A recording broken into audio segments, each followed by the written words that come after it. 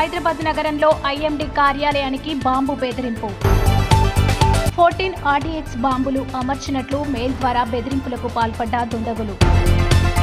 వెంటనే అప్రమత్తమైన పోలీసులకు సమాచారం ఇచ్చిన ఐఎండీ సిబ్బంది. ఘటనా స్థలానికి చేరుకుని ఉద్యోగులను సురక్షిత ప్రాంతానికి తరలించి బాంబు స్క్వాడ్ సహాయంతో ప్రతి గదిని తనిఖీ చేస్తున్న పోలీసులు.